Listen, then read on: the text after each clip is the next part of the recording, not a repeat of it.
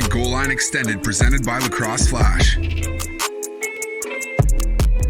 What's going on, Lacrosse fans? Welcome to Goal Line Extended on the Lacrosse Flash Podcast Network. Today is Friday, August 13, and I'm your host, Ryan Hulsebos. And whether you are watching or listening either on YouTube or on any podcast platform, we're glad that you're here as we have a huge weekend to look ahead to beginning tonight as the PLL wraps up the 2021 regular season in Albany, New York, and we will see 6 games this weekend instead of the usual 5 games that we are accustomed to here in 2021. And it'll start with 2 games tonight. The Redwoods and Whipsnakes tee us off with a 6 p.m. Eastern start. Both teams have clinched a playoff spot. Both teams are 4-3, and both teams will play a final game on Sunday. But one of them brings in a huge addition via trade and should get the 2019 MVP back from injury with a ton at stake. Looking ahead to those playoffs, and we'll be getting to talk.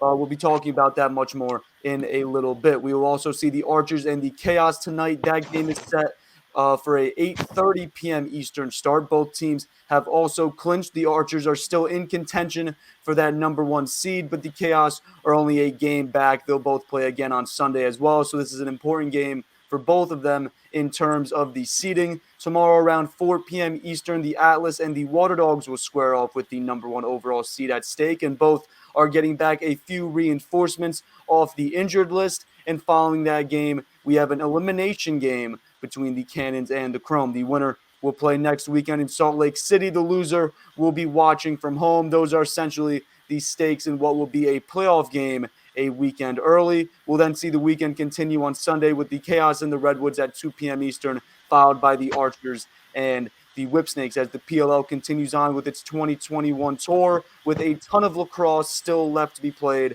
as we get going here on this Friday. Let me welcome in our analysts for today's show. Returning is Jordan Johnson, Flash writer and analyst, and Liam Kelly joining us for the first time in over a month. Glad that you are here, my friend. How are we feeling on this Friday, last weekend of the regular season upon us, which we will be diving right into in a moment. But how are we feeling today? Yeah, we're good. Great to be back. I took a bit of a hiatus, had a little bit of a camping getaway in the middle there, and then just, kind of busy with some work stuff. So it's nice to be covering some lacrosse and getting excited for these matchups this weekend. Absolutely. Can't complain, man. Just been on pretty much a burner all week. So we're keeping it rolling. Lack of sleep. Yeah, but we're keeping it moving.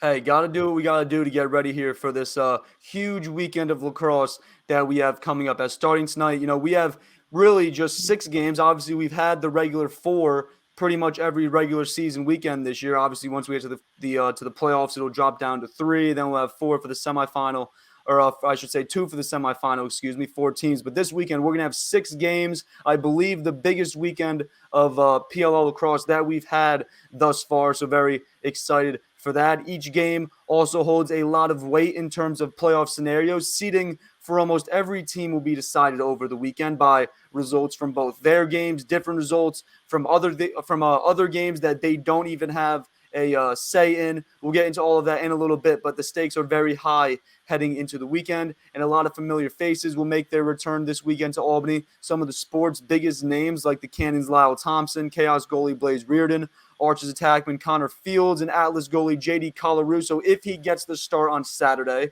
More on that in a little bit, but there's a ton of guys who will be making their return to Tom and Mary Casey Stadium this weekend, and for most of it, especially early in the weekend, in prime time under the lights. So an awesome atmosphere for what will be high-stakes lacrosse heading into Salt Lake City for the quarterfinals. And I want to start with that first game because we're going to see some new faces, none more notable than Justin Gutterding joining the Whipsnakes offense. And we'll see some familiar faces return as Matt Rambo is most likely set to make his return either on Friday night or on Sunday afternoon. He was activated off the league's injured list. He's still listed as questionable going into tonight. 2 big games, though, over the weekend for the Whipsnakes. Let's start with this one against the Redwoods. This is a team that held you to 7 goals just a few weeks ago, and then what should have been a rested and healthy offense following 2 weekends off gets held to 6 goals back in Week 7 against the Water Dogs. But Liam, this is the team now, plus Justin Gutterding, that we all said that we would never bet against earlier this season. And now you, myself, Jordan's got the Redwoods tonight. We're all picking against the Whipsnakes tonight. And when our flash picks actually come out, you can see that we are not the only ones. Dan Aresti is actually the only one that has the Whipsnakes winning both of their games this weekend. However, the fans like the Whipsnakes as they get all of their pieces back, hopefully fully healthy. And Liam, if we see Matt Rambo make his return tonight, do you expect him to be limited in any fashion? Obviously, returning after missing over a month and a half. He's questionable as of Thursday night. And what kind of boost should he bring to this offense if he does play? That, this offense, it's totaled just 13 goals here in their last 2 games. Yeah, I think we will see Matt Rambo. I don't know if we're going to see him in a full capacity. They clinched a playoff spot. They've had ups and downs this season. He's going to need to get touches if they want to be successful moving into playoffs, especially playing with Gutterding on that left side, having some new pieces kind of working together. I think for the first Friday night game, if it's me, I would kind of limit the touches, let Gutterding kind of get a feel, be a bit more on the field in that attack role, just so he gets more comfortable, a little bit more exposure with that new group. Zeddy had a scoreless weekend the last time out, so I think getting everybody on the same page is pretty important for that first step. But moving into playoffs, if they want to transition to that championship caliber team that we all know, I think that you have to have Rambo getting touches, getting more comfortable, and then how they all fit together with those new pieces is yet to be seen. I think you made a good point on Twitter that we might see Gutterding coming out of the box a little bit more if Matt Rambo's back full time. If that wasn't you, credit to whoever said that, but I'm thinking that's a good option for them, having an elite scorer coming out of the box, potentially drawing a short stick matchup. It can't be a more crucial pickup for them at this point in time with the return of Matt Rambo. But in a lead up to a playoffs where you already have clinched, this is a right move from my perspective, is easing him back. Matt Rambo could be set to make his long-awaited return to the field tonight. Hopefully, he won't have any setbacks in that return. Obviously, Liam, as you're saying, probably going to ease him in here as we try to get him back ready for the quarterfinal. Obviously, we being if you are the Whipsnakes, and joining him, obviously, in this return will be attackman Justin Gutterding, who we just talked about. He was acquired by the Whipsnakes in a trade early last week ahead of the trade deadline. And Jordan, we were talking about it last week, but we figured that this addition of Gutterding meant that at least for this immediate future, that Matt Rambo would not be available. Obviously, as Liam just talked about, he's here. So it's if you're Jim Stagnita, it's kind of going to be difficult to assess how you're going to use both of them. Obviously, Liam's saying that you could use him out of the midfield. That seems like the best option here going into the weekend. But really coming into this with all the unknowns around Matt Rambo, it was kind of like if you're Jim Stagnita, we'll reassess this after the offseason, kind of how to figure out how to use both of these two skill sets, Gutterding's and Rambo's, together accordingly. But now Rambo could be making his return. Either you're thinking you play Gutterding at attack, which you would be moving Jay Carlson out of the starting lineup, which I don't think the Whipsnakes want to do. Or as Liam said, you could run Gutty out of the box alongside a Shannon Chuck or a Brad Smith. The second option, as Liam said before, seems more likely. Jordan, how do you see the Whipsnakes utilizing this finisher in Justin Gutterding, who's finished at the top of the leagues in points in the past 2 seasons with the Chrome, and then he graduated college as the all-time leading goal scorer? Well, look, they didn't just go back on the film and look at the team that they're playing against, the Redwoods, who had a similar problem when Ryder Garnsey emerged, when they had Cav.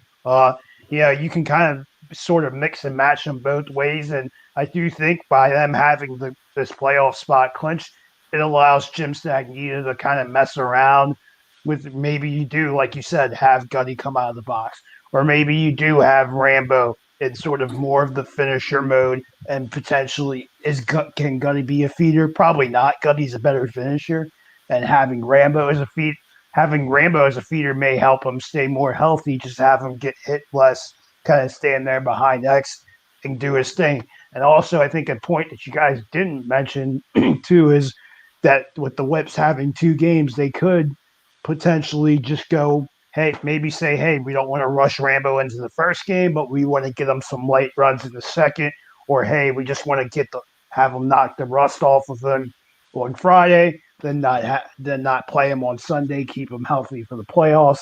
They could potentially do the same thing with some of their other injured guys that could be coming back, like a Michael Earhart, for example. Maybe you want to do the same thing with Zed. So I think that's something to watch as well in their offense as they try and regroup and get ready for the first round of the playoffs.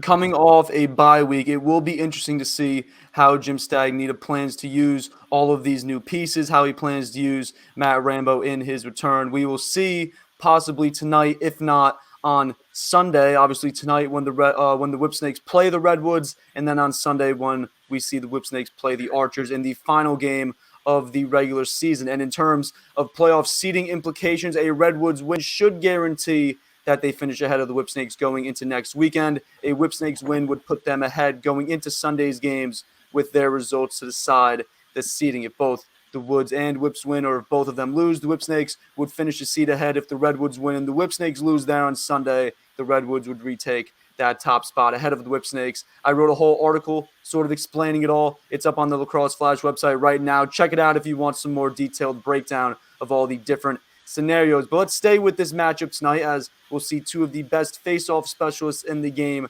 go at it in the Whipsnakes, Joe Nardella, and the Redwoods, TD Erlin, as when they met a month ago in Minnesota, they put on a show. Split the draws almost evenly. TD took the edge by 2 face-off wins. But Liam, how do you expect this battle to play out tonight between TD and Joe Nardella? And how much do you think the Redwoods' success in this game rides on TD being successful at the stripe, and then vice versa with Joe Nardella? I think we should probably expect to see more of what we saw in that first matchup.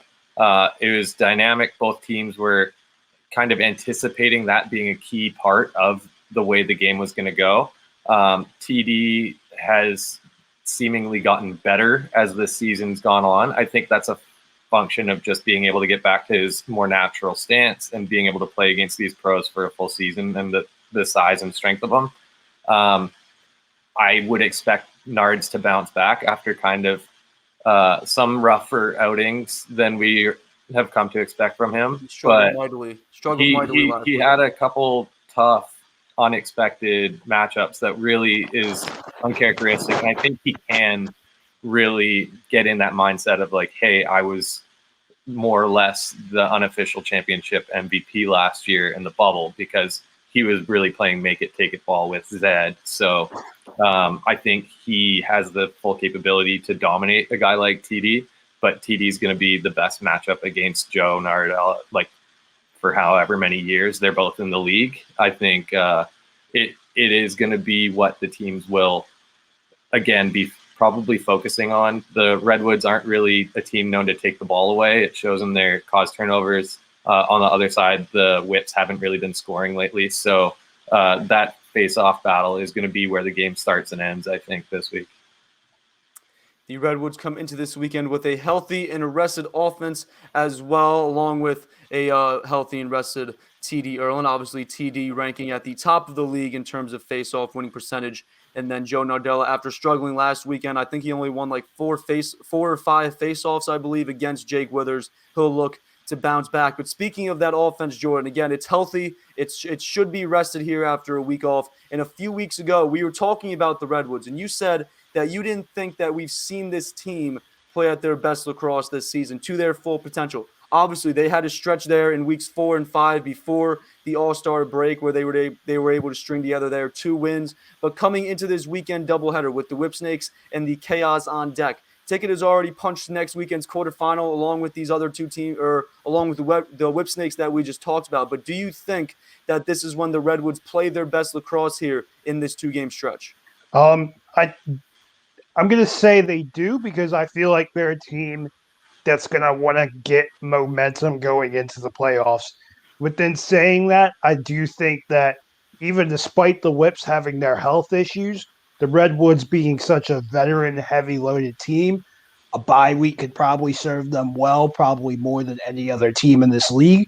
So I do think that's going to be sort of more of a factor as opposed to a team like the Whips who, you know, seeding-wise for them, it's probably not going to matter. They're probably going to be locked into playing a first-round game anyway, the way it's starting to look. So I think that the Ooh, okay. You still got me. Apologies. Round over And there. I do think that the Redwoods team is really going to go all out trying to get that bye so that they can get healthy and that they can sort of be finished down the stretch. Within saying that too, but I could also counteract my point and say, hey, they've like some momentum going in. That's the biggest thing in these playoffs. Do you necessarily want a bye week? We've seen it in other sports where teams do get that extra bye. Unfortunately, I mean, I know you all can see my Ravens behind me. They got the bye week a couple years ago in 19, and then they just laid an egg. Come back the next year, you get a first round game, you're a lot more motivated. So this could be the same thing. Whichever team gets the bye week, are they going to come out with rust or are they not? So is that even a position at this point that's even worth necessarily fighting for? And just to go back on you guys' TD point, to compare the two guys, Nardella and TD, I think that the Whips, if Nardella doesn't have a good game, they're in trouble, as opposed to the Redwoods if TD's not having his best game, because I trust them more in the middle of the field than I frankly do the Whips right now. Surely out of that group has played together longer with it, guys like Sexton, KU, those guys have played together, has had a few more games underneath their belt. The Whips have been sort of in and out in the middle of the field. I also do trust a guy like Hartzell coming in to help him in the middle of the field in case a guy like TD does. And I don't know if you guys have peeped the Twitter yet, but it looks like we may see some Charlie Leonard as he's practicing. So maybe if he's on the restricted roster, maybe he plays in one of the two games. But I wouldn't mind having Charlie Leonard in against Nardella to kind of spell TD if he does struggle, because Charlie Leonard is a guy that nobody's seen all year. I do think that there is an element to sort of throwing that guy out there that you have no film on. So that's something to watch if he does play tonight against the Whips. Absolutely. And then I think I would maybe go on the other end there, because I see, the Redwoods play the Chaos. We'll get to that in a little bit, but the Redwoods play the Chaos on Sunday against Max Adler, who struggled this season. I might see Charlie Leonard playing in that game, I think, if you would ask me. What about you, Liam? I think that's probably more realistic, just because the Whips game is really going to be that telltale under competition. It's a big one. It's the one that you're really going to test yourselves going up, leading into playoffs. Both teams are locked in. So do you play them against a kind of edge bubble, barely scraping their way into playoffs team, or do you play your best group of guys against one of the teams that you should expect to see potentially in a championship game matchup? So I agree with you. If they have Charlie Leonard and if they're maybe of the same mindset, like, hey, let's give these guys a little bit of a breather, I fully am on board with you. Like, let's get these guys a breather. Let's let our younger guys get some reps. I'm fully on board, but maybe against the Chaos, just because you want that tough test leading into, like you said, into probably not a bye week. I do think the biggest point that we're all skirting around is how bad do you want that number one seed, right? Yeah. What is that worth to you? Is it worth more to a team like the Redwoods? Is it worth more to a team like the Whipsnakes who aren't healthy? Is it worth it to a team like the Atlas? I would argue it's not as worthy to a team like the Atlas, who you want young guys to have momentum, versus veteran lauded heavy teams like the Whips, the Archers, and the Redwoods. Team like the Water Dogs, I think that number one seed's more valuable to them. So that's just the whole theme of this weekend, is how bad, or what is the cost and effect of getting that number one seed in the sense. Definitely a topic of conversation this weekend. That's where you're gonna see how your crossover and your score differential matches up. I think if the Atlas do end up losing to the Water Dogs, then their score differential is either going to be equal to the Water Dogs or worse. So Water Dogs instantly slide into there. What's that? If the Water Dogs beat the Atlas, it would be at least one goal worse.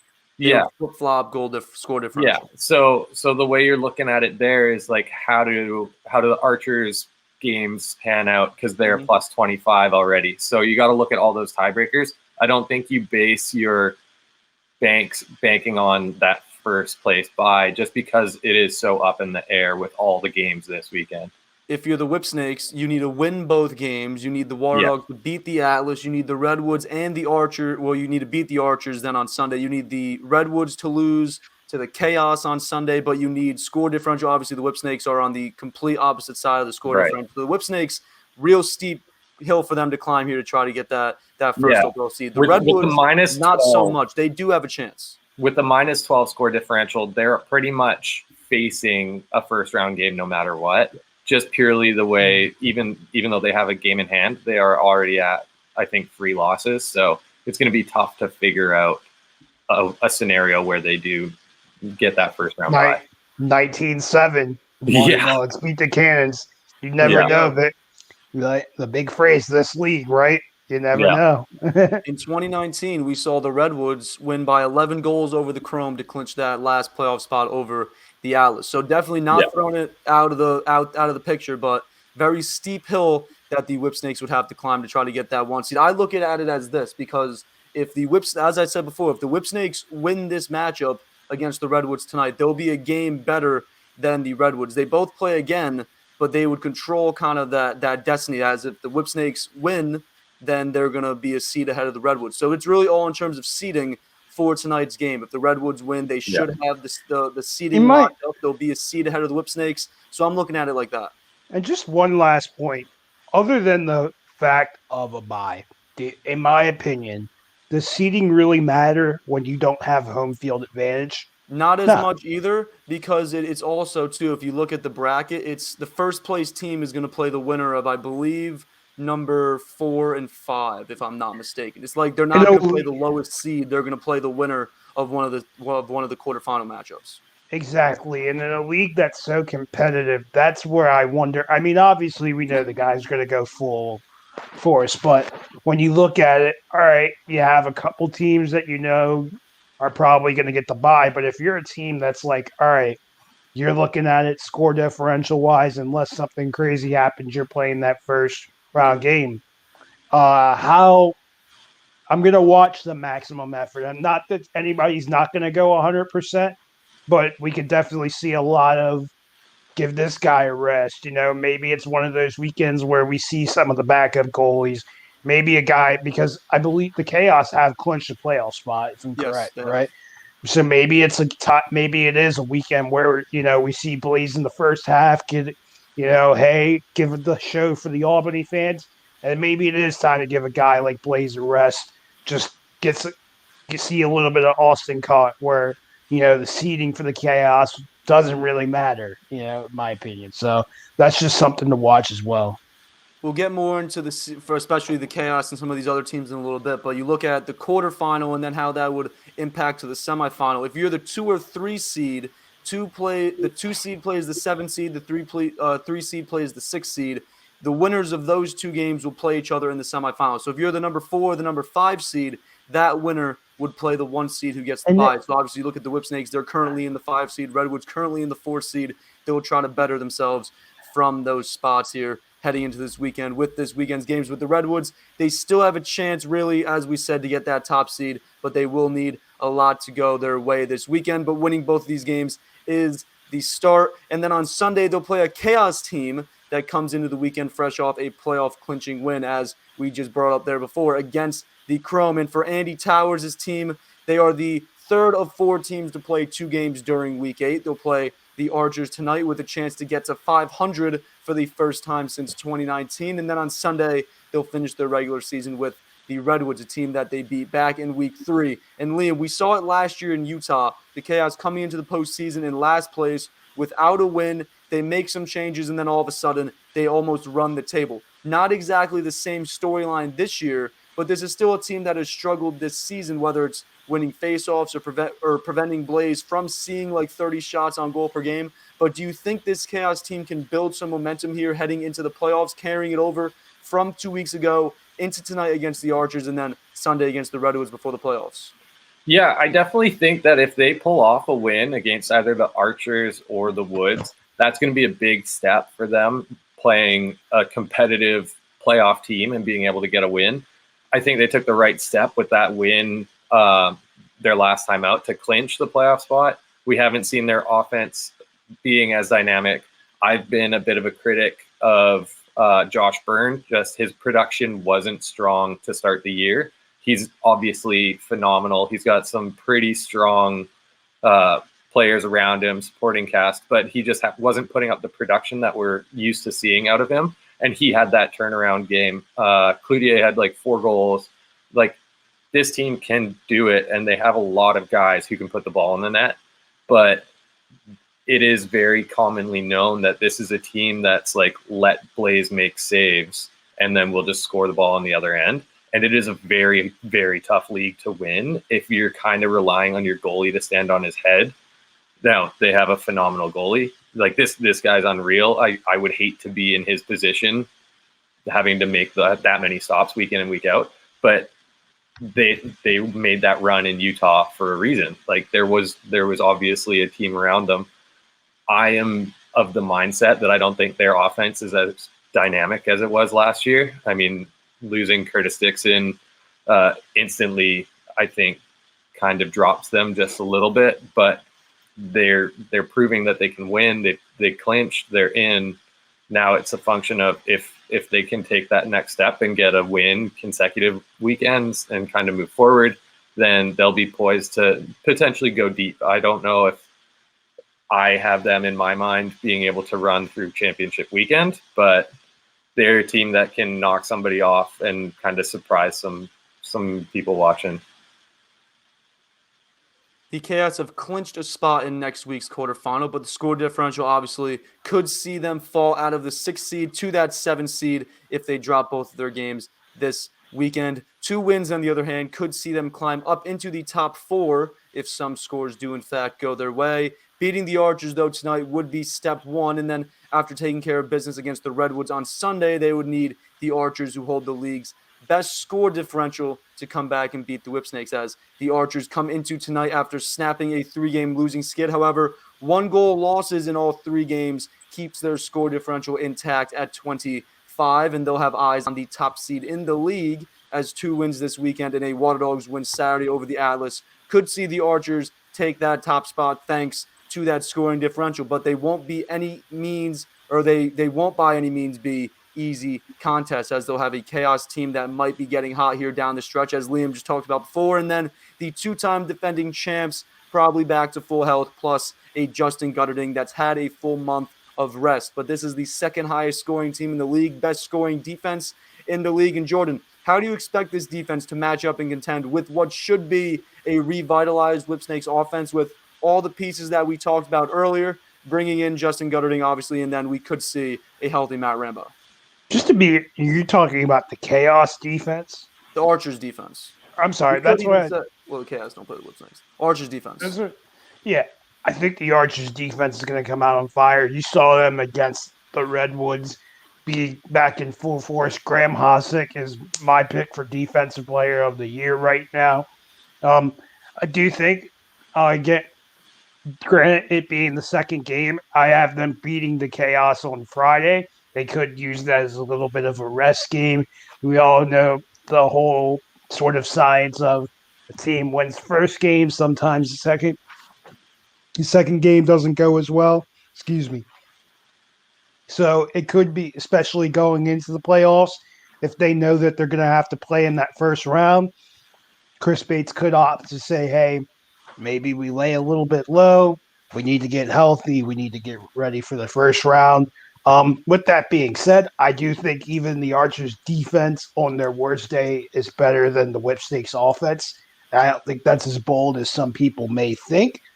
Just right now, when you look from the polls with Hossack, McMahon, Warren Jeffrey, and then up top with Dominique, Mark McNeil, and then Latrell Harris, they are just stacked from top to bottom. And then Adam Gittleman and Drew Adams are going to give you solid goalie play. I like their defense, even if they're playing at 75%, which I know those guys, they won't. But if it's a little rest game type of deal, I still like their defense against the Whipsnakes. There is one thing that we should consider with the 6-game week, though. There's going to be no teams with first game of the weekend versus 2nd game advantage. all teams that play on Sunday are all playing on Friday too. And this is the first time we're going to see that. The only thing with that game is that I do think that because I have the Whips winning, so only because I do think they're going to come together in that second game. And not that it's going to be the highest scoring game in the world. I do think that we're going to look at that Archers defense and say, hey, they played about as good of a game as it's going to get, and the Whips just had their number kind of deal. They're that close. I think Bones Kelly's going to do surprisingly better against Joe Nardella than some may think. I think Bones Kelly's starting to get hot. You saw for a quarter there he was hanging with TD. Obviously, we know how the rest of that game went. But, a guy like Bones Kelly, I think he's going to use this weekend to sort of get his momentum, get right. I mean, anybody that goes against TD has pretty much had a hard day at the office. So going up against a guy like Nardella, I think Bones Kelly matches up more well than a lot of people may think or than the numbers may think. So I have with saying that, I do have the Whips just by a slight edge, though. I do, because I do think they're gonna just pull it out at the end, in what's gonna be a low-scoring game. I like your take on the defense being better than the offense, and we touched on it a bit earlier, just when we were talking about like Rambo coming back and everything. I think that now that we're taking a deeper dive into what the schedule looks like, I think you might be more accurate in saying that we see a Rambo on a Friday as opposed to seeing him on a Sunday, because what's the matchup there? You're playing Rambo at 65, 70, 75% against the Graham Hossick. I don't know if I want to play him in that matchup. You could say the playoffs. That's the thing about this league, though, is you could easily say the same thing against you having Rambo go against Garrett Epple in his first game back. Yes, but I also, when I look at like a Garrett Epple versus a Hossick, I'm looking at Hossick taking the ball away 4 times. I'm not looking at Garrett Epple taking the ball away. I'm looking at Epple going. I'm looking at Epple being the person that he is and going straight for this and straight for that wrist. Yeah. So it's the 50-50. That's the great thing about this league. Yeah.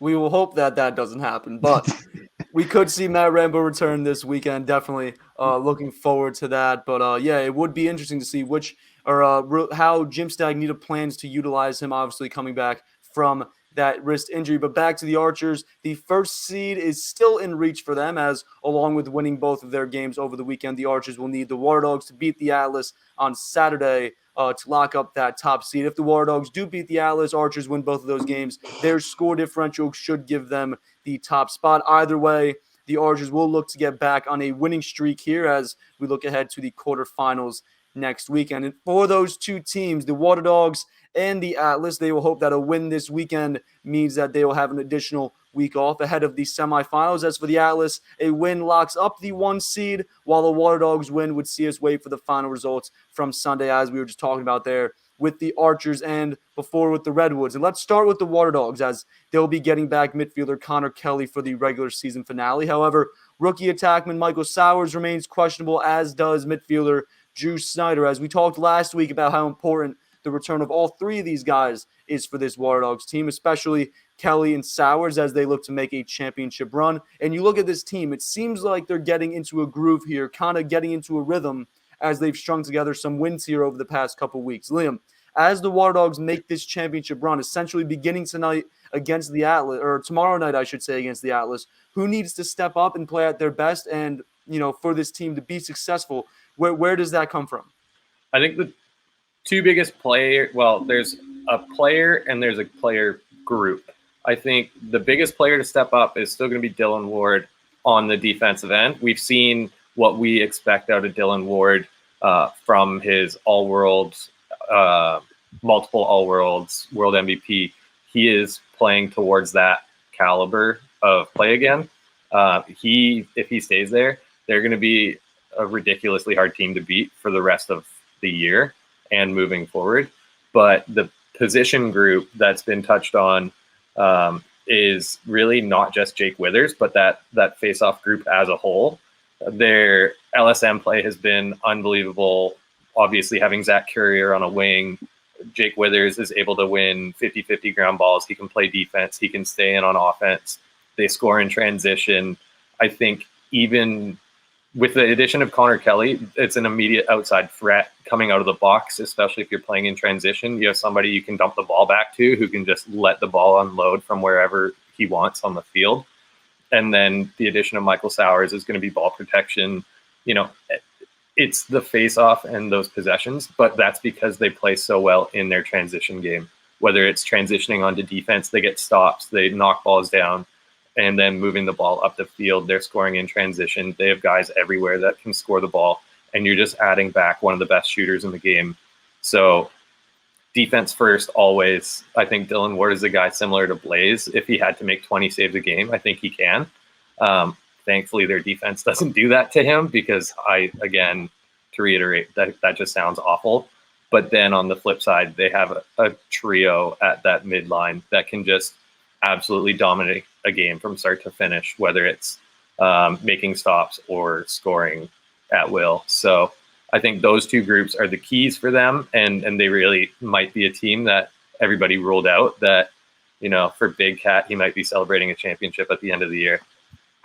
Absolutely, and you brought up that face-off battle. We talked before about Joe Nardella versus TD Earl, and this is another big one here between Jake Withers and Trevor Baptiste. Baptiste obviously coming off a record-setting weekend, record-setting games obviously that he had earlier in that Week 7 weekend. And Jordan, another big matchup, should be very exciting lacrosse. Yeah, and I know this sounds like I'm harping on one point, but if I'm the Atlas, another team that reminds me of my same Baltimore Ravens, young, hot team, you don't, and I'm gonna take a little bit of little outside the box thinking from our friends Crease Dive, those guys. And, you know, do you lay down and intentionally try to lose to make sure that you have to play and get momentum? Now, obviously, Ben Rubier is not going to do that, but, you know, if I'm Trevor Baptiste, am I telling Withers, who fellow FOA guy, hey, I'm going to let you win. I'm going to let you win this one. They're deep in, kind of giving the eye. You got this one. I'm going to go.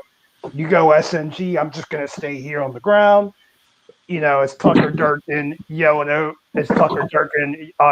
to Michael Sowers, hey, go make yourself look good. Go get yourself a couple highlights in your first game back. I'm going to rest my body, whatever type of deal. Just saying, just putting it out there. We got to keep things interesting. But in all seriousness, though, I did pick the Water Dogs, not because of that reason, but I do think, like you said, that face-off unit can't be touched. And I think Jake Withers is going to give Trevor Baptiste his best run of this. Is going to give Trevor Baptiste his best run of the year. Courier, Rylan Rees. You know they're going to push. They're going to push transition better than the Atlas, especially. I do think a sneaky underrated injury for the Atlas is Brent Adams being out right now. He's a guy that really helps. He's on the PUP list, physically unable to perform. Probably done for the season.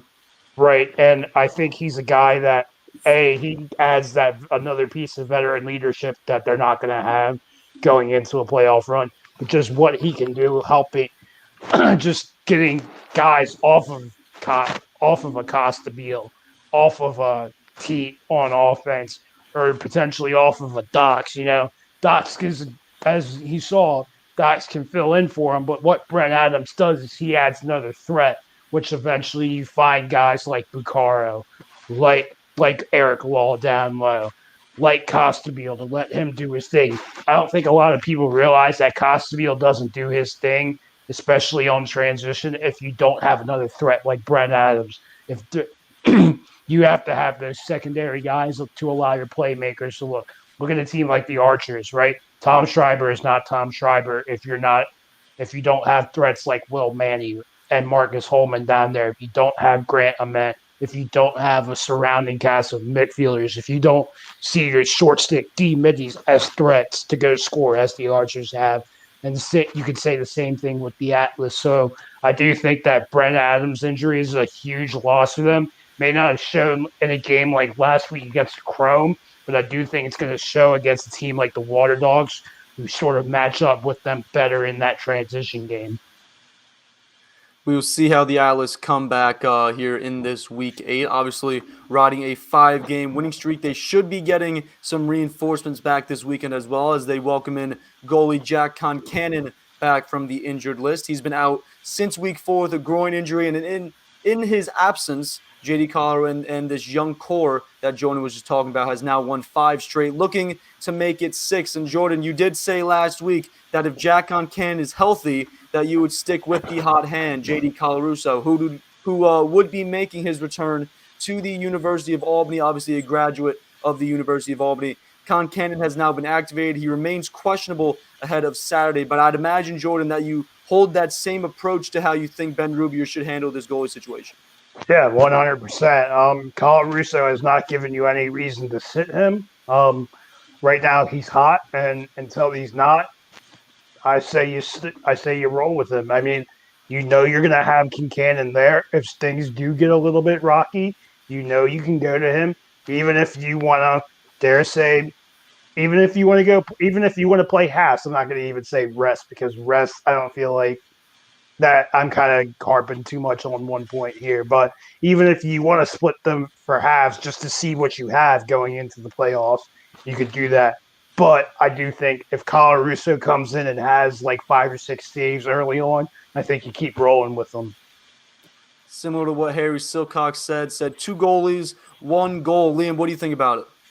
I personally am a fan of the single goalie system. I don't like splitting time. I think we've seen cases where it works, but even early in the year, we saw Archers kind of splitting time. I know that they're kind of known for that a little bit, but whose job was that? It was always Adam Gittleman. I think this week. I think this week is the time that you can split time, only because if there is a week that, and I'm saying this for a team like the Atlas, I have my theory with that on other teams, as I've mentioned in previous shows before.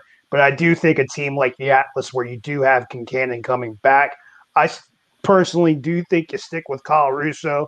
But if there is a week that you'll kind of want to get Concannon some reps in, this is the week. Ease him back into the role. Exactly. If there is a week to do that, it is this week. And you still stick with the hot hand for the first half. Yeah. And that's making it known not only to the goalie, but also to the players around. Like, hey, we know how well he's been doing. We know what he's done for us. This is purely to make sure that we're in a good standing if anything happens, if we need to make a change, not that we are making a change. Yeah. And so he's won the role. It's pretty clear he's won the role. Now, granted, Jeff Teat showed up right before he was able to get his moment, and they've had a couple little turnarounds here and there, but it is his position. It's pretty clear. I agree with Jordan 100%. This is the week to do it. If you do it week 2 or week 3 or week 4, that's when you're still trying to, like, it's anybody's game for playoffs. Now in the final weekend, you've locked in a spot. You're there. You're going to be a top 4 team no matter what, more or less. Like, it's almost guaranteed at this point in time. But at the end of the day, like, if you want to give him a shot, this is the game to do it. If you're maybe, I'm not saying that it's going to happen, if you're maybe of the mindset that you want to play that first round game so we don't see the slumps like we have in the past, it's a perennial thing in hockey where teams, you know, in the NHL, they'll lock up a playoff spot and they'll have to coast for like 2, 3, 4 weeks getting into playoffs, and then a 1 or a 2 seed plays an 8 and gets blown out because the 7, 8 seeds have been playing like grind it playoff hockey for the last like month of season. So they're already in that competitive edge.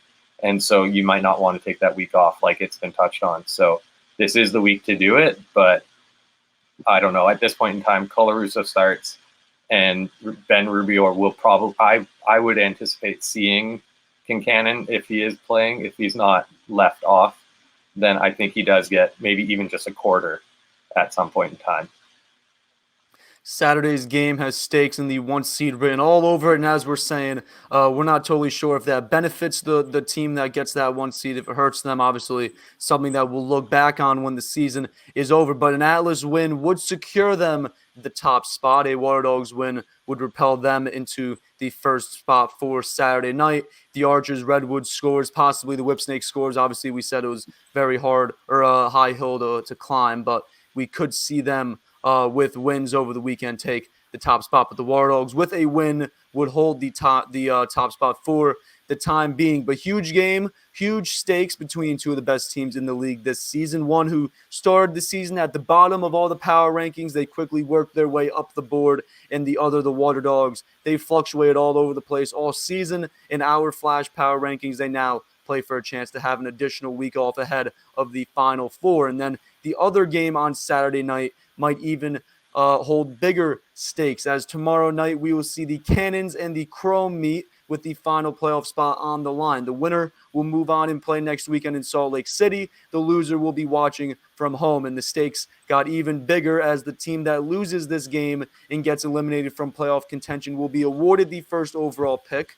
Kind of a benefit, but if you're the Cannons, that selection belongs to the Atlas by way of the trade to acquire Paul Rabel back in February. So a lose-lose situation here for the Cannons. Liam, for a team that went out and got Paul Rabel, they drafted the best player in the game in Lyle Thompson, as well as the reigning MLL Defensive Player of the Year in Zach Goodrich. They got Brody Merrill in expansion, but they're still fighting for the playoffs in the last weekend. And Liam, in a last-ditch effort to justify that trade and not just a first and not lose a first overall pick. Excuse me.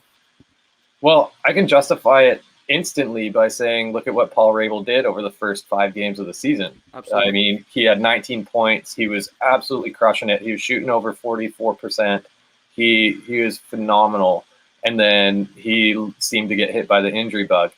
And Lyle was a little snake bit there. And then all of a sudden he blows up for, I think, 9 points in that one game. But we started seeing bandage coming out from under the slides. It's like snake bitten with a bit of an injury maybe. So like seeing those hits and that wear over a full season is, you know, it's a bit more understandable.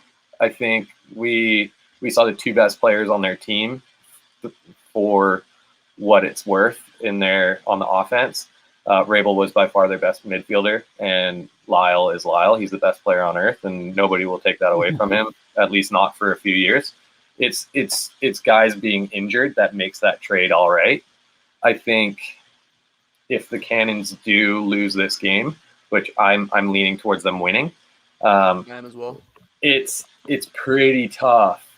It's a pretty tough pill to swallow because you gave the team that just picked Jeff Teat, you give them Chris Gray. Like, you have the best, I don't care who is on your team, you instantly gave the Atlas the best attack in professional lacrosse because they're now sitting there with Caraway, Teat, and Chris Gray. Like, you got to split time between Teat and Chris Gray carrying the ball, but what did you really achieve? I think for what it's worth, what we saw over the course of the season, if everybody's healthy, it was a no-brainer for the Cannons to make that trade. I think some of those things that we are now looking back upon are unforeseeable, but it's going to be a tough pill to swallow. It's no doubt going to be a tough pill to swallow. Going back, if I was in their position, if I was in Quirk's position to make that trade, I make that trade. So it's tough. It's going to be one of those things where we can say we know that Cannons should win, and it's just another snake bit game or what have you. But at the end of the day, they did exactly what they needed, because if you can get a guy averaging 4 points a game for one first rounder, you're going to take that every time. A win would clinch the Cannons the final playoff spot, and then additionally, 2 chaos losses could see the Cannons move up to the 6th spot, as, like we're saying, though, a loss would see the Cannons award the first overall pick in next year's college draft. The Atlas would then take that top spot. So a lot at stake here for the Cannons here in this game. We'll see if their superstars really that we can call them superstars. We'll see if they can step up here in this elimination game. And as for the Chrome, their destiny is the same as the Cannons. As a win and they are in, a loss, and for the second time in 3 seasons, they will not qualify for the playoffs. And as Harry said last week, everyone made the playoffs last season. All you had to do was test negative for COVID, although the Chrome were the second best team in the league. But with this game being an elimination game, this could be the final games for the great careers of goalie John Galloway and LSM Joel White, as both are set to retire at the conclusion of the Chrome season. That might come with a loss tomorrow night. But Jordan, how does Tim Sudan and this team manage to pull off a win in the final weekend and punch that final ticket to the playoffs starting next weekend? Dude, I don't know. It's going to be one of those. I mean, I shouldn't say I don't know, but it's going to be. They're going to on the field. They're going to win it by heart. Maybe was this JG and Joel White announcement a little bit of a let's announce this to give ourselves a little bit of juice because in the back of their minds they probably have known for a while that this was going to be their last year, but coming into this game. Is it something because keep it real. The Chrome have fell apart within the last month. Straight and simple, they have fallen apart from the team that when I saw them beat the Whip Snakes in Baltimore 2 months ago to right now, they have fallen apart. Whether it's been injuries, just guys not coming together, whatever it is, we're not rookies here and there. Exactly. We don't know we're not in that locker room. But they've fallen apart. They've looked like a team that could have been one of the best in the league to now they're in this position fighting for a playoff spot. That being said, I do think this game is going to be close, but I thought knowing Lyle's sort of personality, Lyle's a guy that I think this is going to be his game to go for 5 or 6 goals because frankly, Lyle does not take that losing. And I think it's going to be very hard take a Lyle to win against a Lyle team on its last leg. With that being said, if the Chrome come out firing, I've always maintained this mindset that if you can get up on the Cannons early in the game, having them fight back is going to be a tough task for them. So I do think that their key is if they can get some early momentum, maybe get 3 or 4 quick goals right out of the gate. Then you make it tough on a team like the Cannons who has had to fight back all year, and you do wonder, do they have yet another comeback in them? If the Cannons get up early themselves, I think they coast to the way in. I don't see the Cannons letting down as opposed to a team like the Chrome where their last month has essentially been a letdown. So the key to them, I think, is just going to be play with heart and get early goals. I got an interesting kind of thought on this. I was thinking earlier about this. I went through social media. I haven't really seen much on it. This is also the first time we're going to get to see Dylan Malloy play against Paul Rabel too. Okay. And there is that kind of under the public writing of was he blackballed? How did that all work from that going back to 2019? And so what's the juice going to be like coming from him? Because if you think back to when Brown was on their they didn't win the Natty, but when they were on their run with him in his Tewaaraton year, where he was basically playing on one leg, we could get a version of Dylan Malloy coming back in his second weekend going, this is my time. Look what you guys forgot and left on the table. Like, what's that going to look like? Like, I'm genuinely asking. I want to know your guys' thoughts on this. I'm very excited to see that. Actually, now that you bring that up. Yeah, I did not think of coming into the recording of the show, I should say. My whole thing, too, is look at the Lizards in 2019, right? Dylan Malloy was on X Games mode that whole year, but yet they couldn't scrap out games. And unfortunately, that's kind of how I view this Cronin team, to be frankly honest with you, this late. Now, if we're talking about this in week 5 or week 6 with time, I agree with that, I think. With time to get sort of molded together. But right now, I look at this team as that sort of 19 Lizards team with the Chrome, outside of JG and John Galloway, who are giving it their all, going all out. And I'm not saying that anybody's out. Let me make that clear. But I'm saying in terms of sort of falling apart from what you were. This is having a similar S to it. And so, yes, Dylan Malloy can have that type of game where he goes off for, 7 points or whatever. But I do wonder if it's just a little bit too little, too late type of deal. Yeah, it's interesting. We're gonna get an interesting battle at the face-off stripe with Farrell. I mean, he's been kind of middle of the pack this season, but we've seen him just like overpower guys, and that could be an interesting. I don't know. matchup. I think I'm. You know what? Yeah.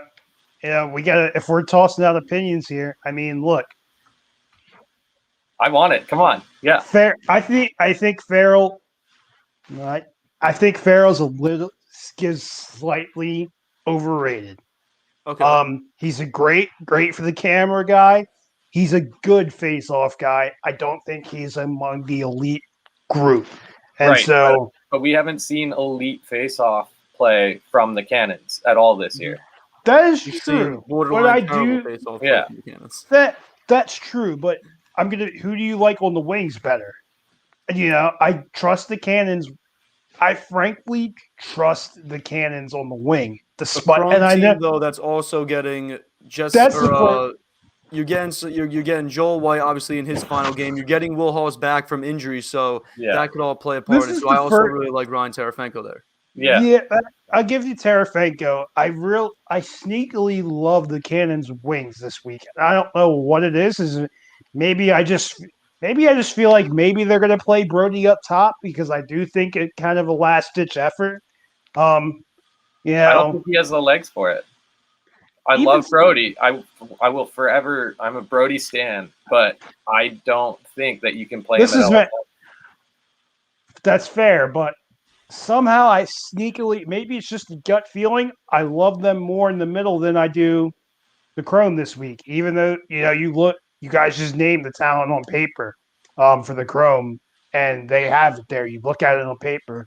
My gut's telling me that this is the best performance that we've seen for the Cannons since week 1, straight up. Like I said, even from the face-off X, they do have Riesman. Do you think, are they going to bring him up? I doubt it, but if you do throw in a guy in the mix who I heard somebody mentioned it, maybe it was Jerry Raganese on Twitter, is that they do have Fowler sitting there on their roster. He's still on the injured list. He's still on the injured list. And Jerry Raganese said he's not exactly injured. So, if you want to bring – buried somewhere. He's buried somewhere on somewhere on Long Island doing his thing on Shark Tank or whatever, him and his girlfriend do. Shout out to him living his best life. But, if he wants to play, and I'm Sean Quirk, I think Riesman can come into his own as we saw in the MLL bubble. I think adjusting to this PLL rules takes longer than a lot of people think. And that's why I think having the matchup against a guy like Farrell could play well for him, a more athletic type of guy. But even if you do want to bring a second face-off guy, you do have Peyton Smith there as well. And I think 2 face-off guys against Farrell is better than 1. But we'll see. My gut's telling me that we get the most complete performance out of the Cannons is what I was thinking around that, but that's where I'm going at, is I think we get the most complete Cannons team we've seen all year. I'd agree with that. I hope so, because I haven't exactly liked some of their midfield moves. I think Rafis has been a phenomenal. Rabel, up until the last few games, has been an absolute just beast when it's looking back into what his prime has looked like. But after that, you got a bit of a fall off. Timmy Edwards addition, that was a head scratcher to me because he's great, but he's more of a D mid than an O mid. So how that all balances out, I really, especially for whichever team moves forward into the playoffs, they're going to need to have their best games. Yeah, but it'll be interesting for that matchup. And if they don't play Q in Albany, that's just a crime. You got to play. I think you got to go all out, especially on offense. And I know Q. You can make the argument that Q hasn't played well, and maybe that's why they're sitting him. I question the move to sit him in the first place back in Minnesota, but I think you lay all the chips on the line. And I think people do forget Q is a guy that can go back and play a little bit defense and play decently as you've seen in the past. Absolutely. We will see how this face-off battle shakes out. We'll see if Andrew Q makes his return here in Week 8. But like the back to the Chrome here, they'll also be getting a couple reinforcements this weekend as defenseman Jesse Bernhardt returns from the injured list. He's been out since sustaining an injury in Week 2, and defensive midfielder Will Hoss is also back after missing Week 7. And rookie defenseman Nick Grill should be making his Chrome debut after being acquired by the Chrome from the Whipsnakes earlier in the weekend, obviously earlier last week before that trade deadline. And we also have the waiver deadline as something to look forward to after this weekend, as Monday, August 16th, that is this Monday, the waiver deadline will close. All head coaches will have to make their final waiver processes before that 2 p.m., I believe, or possibly a 5 p.m. Eastern deadline.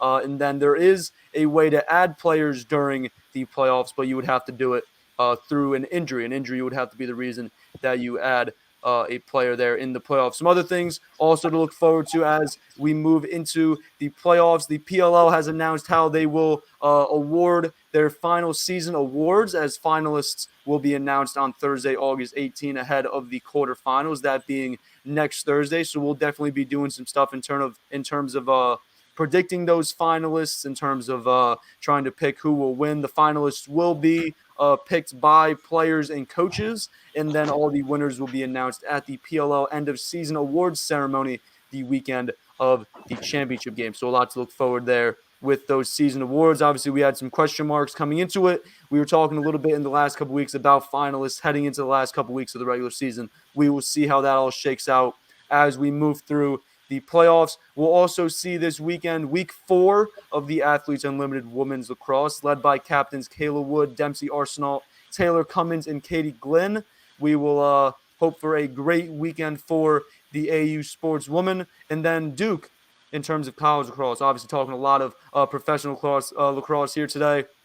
They are returning 6 fifth years, as they announced that earlier this week. Attackman Joe Roberts and Cameron Mule, midfielders Nakai Montgomery, Matt Schmill, and Cameron Bador, and goalie Mike Adler will be making their returns to Duke. Which, Liam, this is big news for one of the top ACC teams, one of the top college lacrosse teams in the country.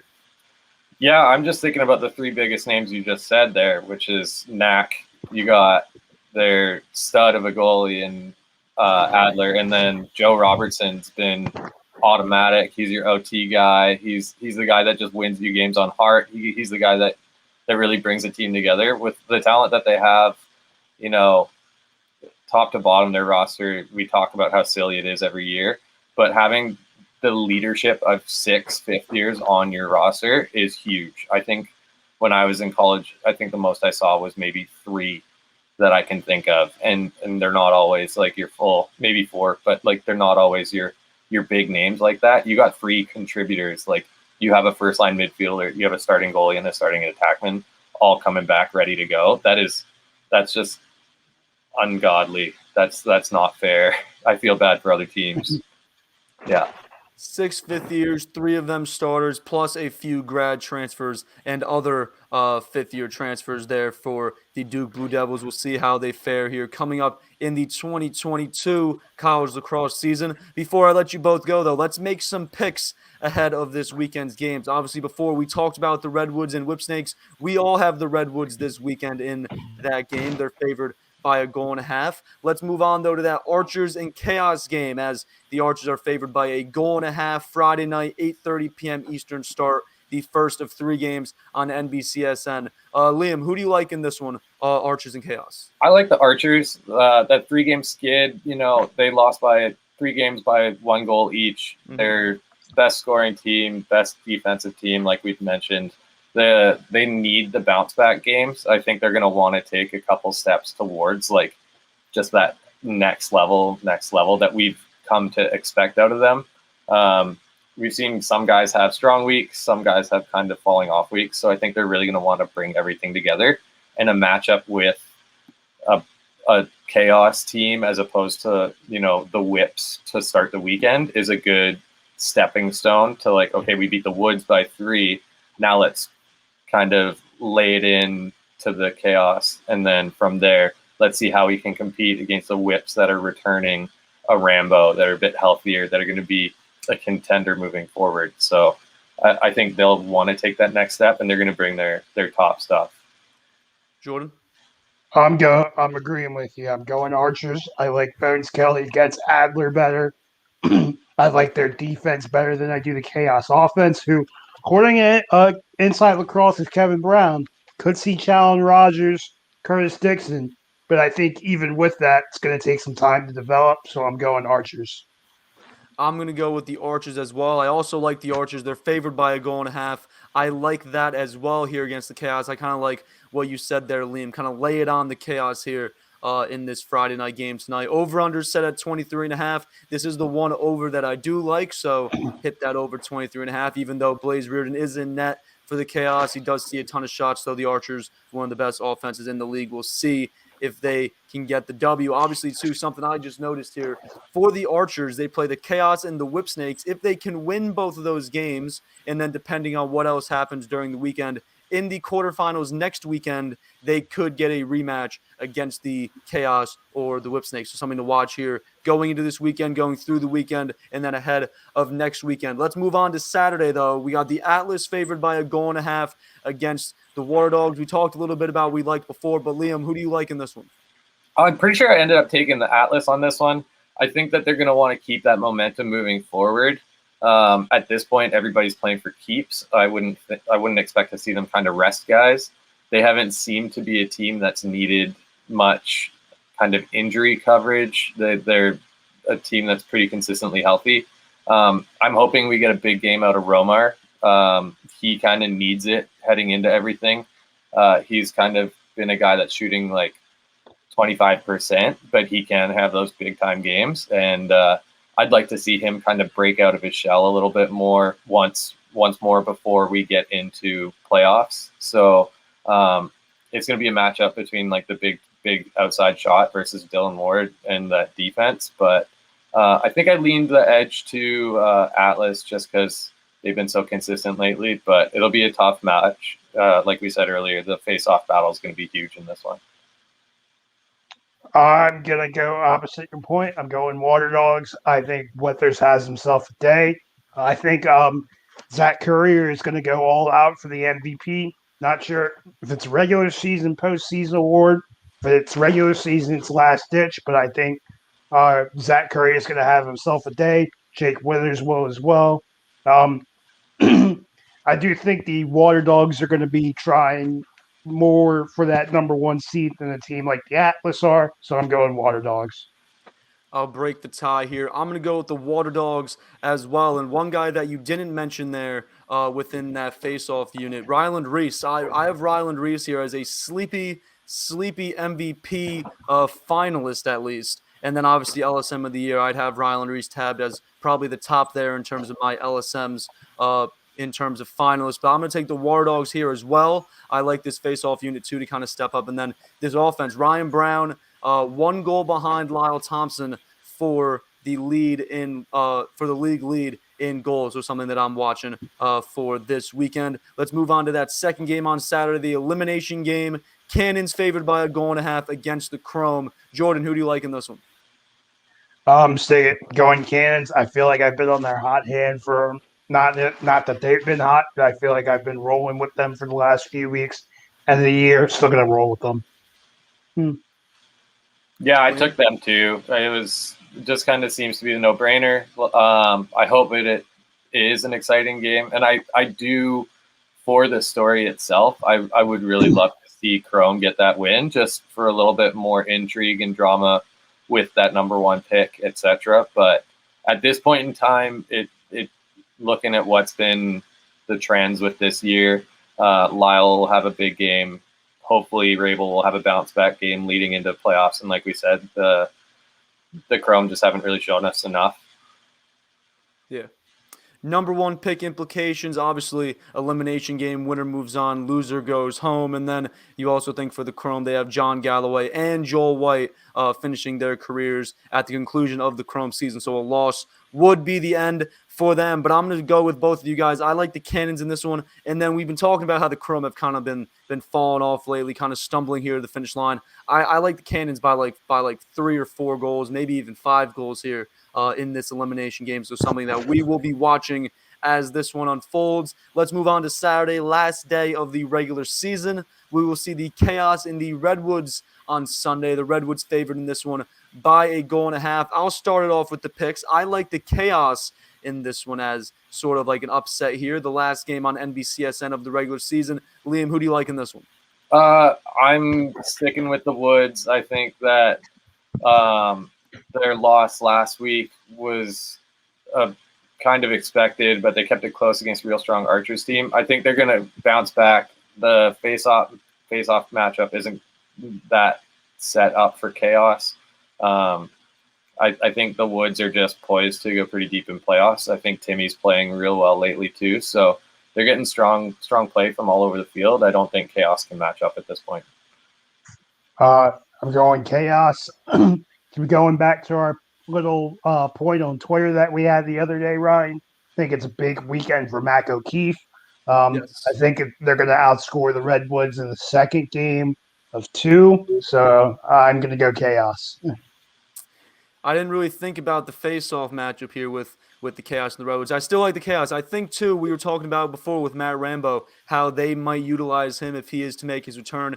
And then bringing up the fact that Charlie Leonard might be activated here for this weekend, something that we'll watch going into tonight's game. But we might see Charlie Leonard here on Sunday, so maybe Adler versus Leonard, something that we could watch. Obviously, we wouldn't know who's got the edge there, but something to watch in that one. But I have the Chaos as well. Jordan, let's move on to that last game, final regular season game of the season. We got the Archers favored by 1.5 goals against the Whipsnakes. Liam, who do you have in this one? I'm pretty sure I went with the Archers. I think I made that pick prior to knowing Rambo was coming back. Rambo entirely changes this offense, but like we've mentioned throughout our chat today, is like, what's the usage going to be like? What's the kind of connection that Gutterding's going to have with everybody? How are they going to use everybody? I wouldn't be surprised to see some time with Carlson on the sideline or coming out of the box and playing a 2-man game with Rambo and Gutterding. I think that's a pretty unfair matchup for a lot of defensemen, just because you have guys that can shoot the ball from outside and score inside however they want. That being said, the Archers are the Archers. They're consistent, they're strong, they're fast, they score, they play defense. They kind of do everything except win faceoffs for the most part, but they still can do that as well. Like Jordan said, Bones Kelly can have a day whenever he wants. So I went Archers prior to knowing Rambo's back. I think because he's going to get limited usage, I'm going to stick with that, though. I'm going Whips. I think they're going to come together better in the second game than they will in the first with Rambo coming back. Even despite that, I think it's going to be a low-scoring game. I think the Whips defense is going to relatively have a better day than the Archers offense. So with that being said, I'll take the Whips by 1 goal, and I'll take the under. All right, break the tie again here is what I need to do. I'm going to take the Archers in this one. I like the Archers, too, to cover that 1.5 goals. I kind of look at this.